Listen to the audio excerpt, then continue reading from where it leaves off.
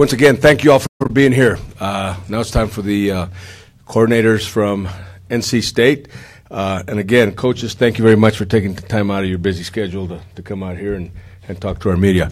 We'll start off with our defensive coordinator, Dave Huxtable. Comes to you from NC State. Coach, if you'd like to say a couple of words, a little opening statement, and then open it up for questions. We'll open it up for questions. Coach, you want to come up here? Thank you very much, and really looking forward to the game. We haven't even been here 24 hours yet, but the hospitality has just been unbelievable, and I know our guys had a great time last night, as we did as a coaching staff with our wives, and looking forward to the rest of the week. And then the game. Yep. What about Arizona State? Are you looking to stop? What's going to be key for you defensively? I think they're very multiple in their formations with a lot of movement. So we're going to have to do a good job defensively, adjusting in a strategy situation. And making sure that our eyes are disciplined where we're supposed to be with all the jet motions, orbit motions, and do a good job adjusting.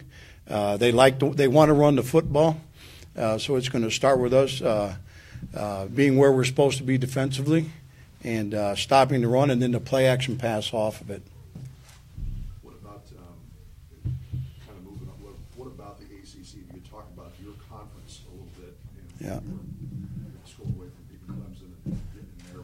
Talk about the ACC and what you see as its strengths.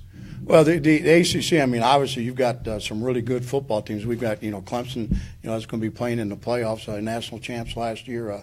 Louisville, a very strong football team. Florida State and its history. Being a strong program, just from top to bottom, I think the conference has just gotten stronger and stronger every year. All the teams in the conference are recruiting very, very well. The skilled players, you're down in the southeast, the skilled players from the quarterback positions, the running backs, the wide receivers. The wide receivers seem to be getting taller and longer and faster every year. So we've got to recruit length at the corner position. But it's a very, very good conference, very competitive, and both sides of the division, a lot of really good football teams and coaches and coaching staffs. Bradley Chubb, obviously out of high school, he wasn't a five-star as a freshman. I know he's outside linebacker, didn't play just a ton. Talk about his development, what he's done to make himself so good, and when did you kind of see how good he was going to be? Well, you could see that really from the first day that he arrived, just his work ethic. But he was only about 230.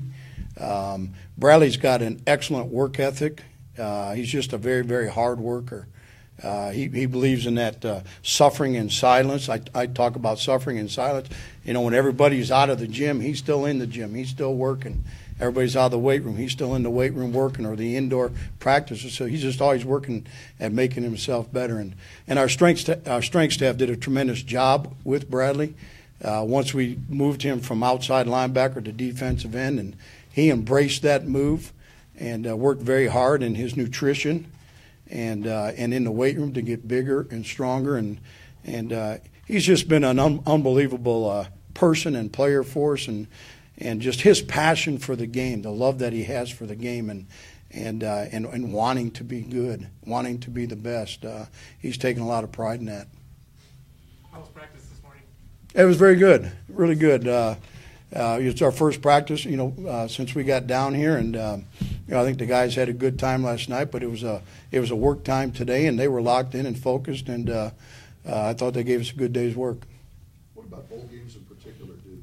It's good for coaches and teams. What did you see as like a plus? Well, when we were back in Raleigh, we had we call them developmental practices. So you almost get, some extra practices of spring practice with your younger guys. Who have been on your scout teams, preparing your offense, Eli's offense, preparing our defense. And we've actually had a lot of work time with those younger guys to work developing them.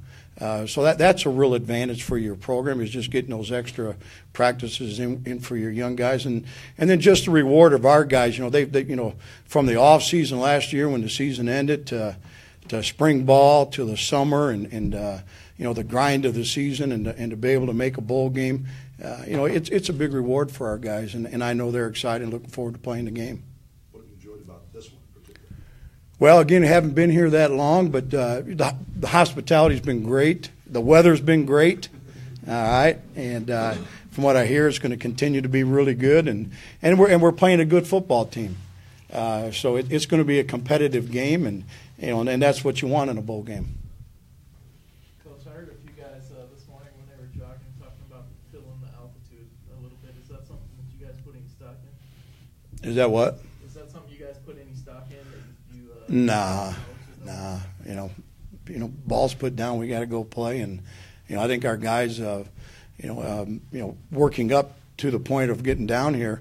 Our strength coaches, our guys have been with our strength coaches running and conditioning, preparing for it, and, tried not to make a big deal about it. And we're going to be down here now for a couple, 3 days before we play the game. So, they'll be used to it and ready to go. Any other questions? All right. Thank you. You bet. Well, go right up. I'd like to introduce here Coach Eliah Drinkwitz, the offensive coordinator for North Carolina State. Coach? Hey guys, thanks for having us today. We're excited to be here in El Paso and participating in the Sun Bowl, a bowl that's got a lot of tradition, and our guys are very excited to play, and I'll open it up for any questions. Your quarterback was mentioning that some of the things that they do defensively are similar to some of the things you guys do defensively. Is that kind of an advantage, or is that something that kind of helps you out? Anytime you can try to identify with a defense, similar as or same as. They're very sound on defense. They've got a lot of older veteran players. We've got a very sound defensive scheme. It's very good. That's why our defensive coordinator is one of the best in the country. And so, for us to run something that's very similar to what they do is a compliment to our defense and what our defensive coordinator does. Similar questions, Coach. What do you think about bowl game preparation and in this particular bowl? What do you thought? Yeah. Well, first about their defense, they're an older defense that's played a lot of football.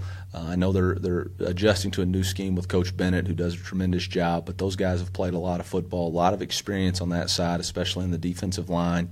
The thing I love about college football and bowl games is that it's college football. It's the greatest game in the United States. It's a team game that represents everything good about sports, working together. And anytime we can play more of that and put it on TV, that's a good thing. And it's a good thing for everybody. It's a good thing for this country. So, those people that say there's too many bowl games, I'd argue with them till I'm blue in the face. There's not nearly enough an opportunity for these young men to get to experience a different culture, get to experience something outside of the norm in playing college football. College football is difficult, and what we ask these young men to do is very hard. And so to reward them with this unique experience is something that is awesome. The Sun Bowl is great. I've been blessed to attend a few bowl games, just like Coach Huxtable has been. And the thing that makes a great bowl game is the hospitality and the people. And so far, we've been blown away with that.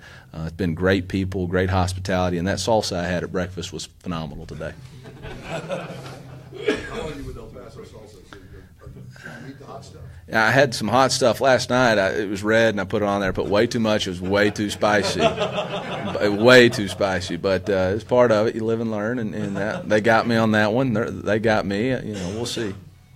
I stayed away from sausage. I went egg white. Yeah. That's what he's telling his wife anyway, and his cardiologist. Coach, offensively, who stands out for the Wolfpack? Who should the fans and the media be watching?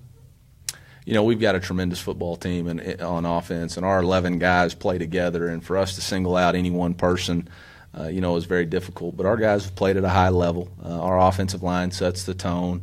They've done a great job protecting our quarterback and allowing our quarterback time to throw it to our wide receivers. Jalen Samuels, our all-purpose tight end, does just about everything for us. He's going to play a little bit of running back, a little bit of tight end. He's, I believe, 5 catches away from the all-time receiving record at NC State. So he's obviously a very good football player. Naheem Hines is a rush for 1,000 yards.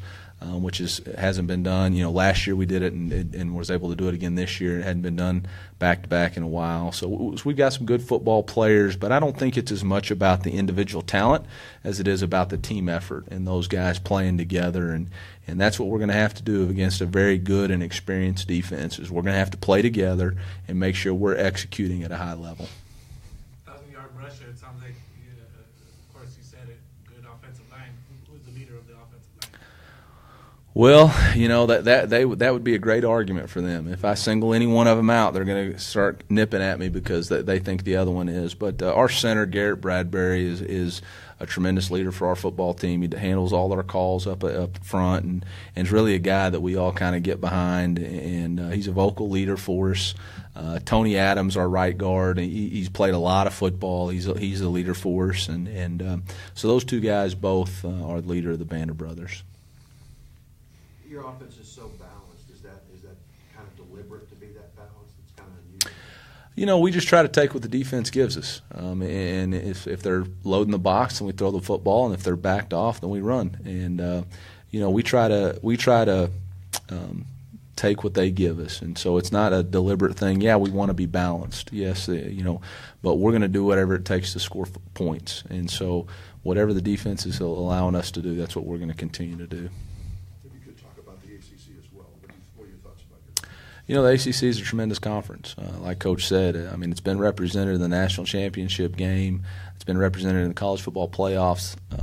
The last 4 or 5 years, there's a lot of competitive balance. We're recruiting at a high level. You got great schemes. You've got great players. You're having more people drafted than they've had in the past, and so it's basically a competition. The only thing better than a little competition is a lot of competition. The SEC set the bar, and the ACC is coming to chase them down. And in order to do that, you got to compete, and that's what we're doing. We're trying to compete for recruits, compete for TV time, compete for championships, and we're holding our own, and we've got to do our part. With Coach Graham being kind of for lack of a better term, a lame duck coach, how do you, either of you guys, how do you prepare for anything being thrown at you? Yeah, well, the first thing I'd say is there's no such thing as a lame duck coach. We play, all of us coach one game at a time, and he's got one game left, and we got one game left, and kudos to them for letting him finish it out, and he deserves that, and I know those guys are going to play hard for him. And so our job is to go out there and play hard and execute well. And so this really isn't about them and all that. It's about us playing hard and playing to our level. And, our goal is to win the bowl game. That's why we're here. And we got a chance to win 9 games at NC State. It hasn't been done in a long time. And so that's what we're trying to do, finish in the top 25. Those are our goals. And so it's really not about all that. It's about us and us doing our job. Thank you. Thank you, coaches. And again, thanks for taking time out. And as y'all can see, we're going to have a pretty good football game come Friday afternoon. So before I let you go, I'd like to have our president say a couple of words and close out the press conference. Bill Kuhn, if you would. You guys can leave. I know you guys are tired. Go. You got to watch the film. That's it. I know you. Thanks for coming out. Yep, thank you very much. Appreciate it. Thanks for taking some time out. Thank you for everything. Thank you. Good job. Gentlemen, thank you all very much for coming. Number one, I want to, if, I'm reading the El Paso Times, I'm watching the internet, and all that's going on. Thank you. If it wasn't for y'all getting the word out, what's going on in El Paso, people wouldn't come out to our game. Ticket sales are brisk. There was a line at our office this morning when I walked in the Sun Bowl office, which is always wonderful to see. In the past years, we've had draft picks coming in from the Sun Bowl. Last year you saw that. The 2nd and 3rd draft pick chosen from the Sun Bowl. This year we may have the number 1 round draft pick coming in here to the Sun Bowl. Folks, that's something that El Paso does not see every day. And it's because of you getting that word out, spreading that news to do that. I'm so proud to be president of this organization, and North Carolina State won't say a whole lot because they've been here 24 hours. But as I've traveled throughout this year, this is the best bowl game in the United States. It truly is. Oliver Luck, Andrew Luck's father, came out in front of all the bowls and said his favorite bowl was the Sun Bowl.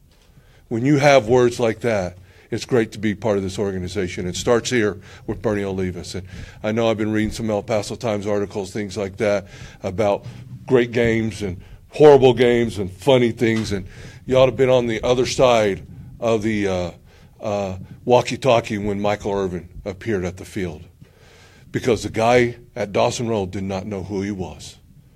And that was just so funny as we're sitting there at part of game day, I was part of game day crew, saying, some guy named, what's your name? Michael Irvin. And we're saying, oh my God. And this guy had no clue. December 29th, beautiful day. We're going to have a great bowl game. And thank you guys. Been a privilege, and it's wonderful to be part of this. Thank y'all. Thank you.